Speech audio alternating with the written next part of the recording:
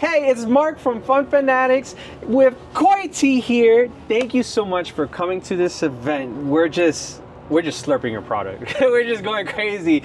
I do have a couple questions with that Koi Tea name. How did you come up with that name? Why did you decide to let me just name my company Koi Tea? Koi Tea, long story short, my dad, he loves koi fish.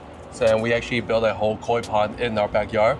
So he was like, hey, just call it Koi Tea. I'm like, all right, whatever. So that's how that name kind of came about. Oh, really? Yeah. That's awesome. My dad named it. I'm like, all right, I'll run with it. So with these drinks, you have varieties of different types of flavors from using Red Bull and etc.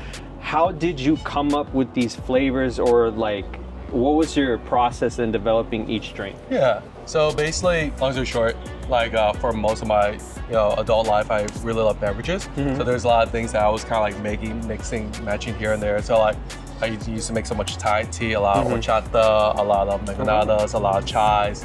And it's kind of like whenever when I was building up the menu for my shop, I was trying to figure out, some different flavors I could do, because I didn't want to just stick with just like Asian inspired drinks. I want to make sure that a lot of our drinks are more, culturally inclusive. So we added like a bunch of different type of drinks here and there.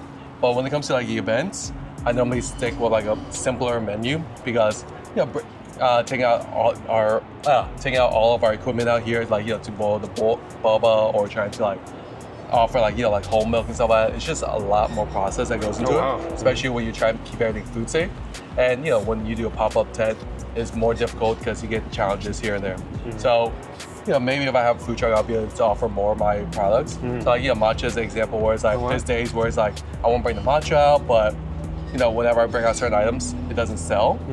And that's when it's like, I don't want to toss it out, because you can't really save it for the next day. Oh, so, great. Yeah. So just try to keep things like simple, KISS. Keep it simple, stupid. So, oh, wow. That's great. Yeah. And then my last question, what is the number one drink? Like, I know you got to have some favorites. Yeah. Like, which so one? I have personal favorites, and then there's like customer favorites, depending on, what the event is.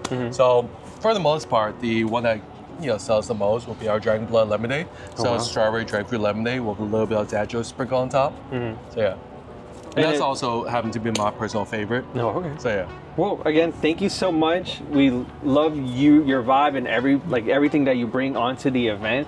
Please check out on his socials, and as well as just give him a follow, like, and go out and check out his drinks himself in person and enjoy, and give him a big hug. Just give him a big old fat hug.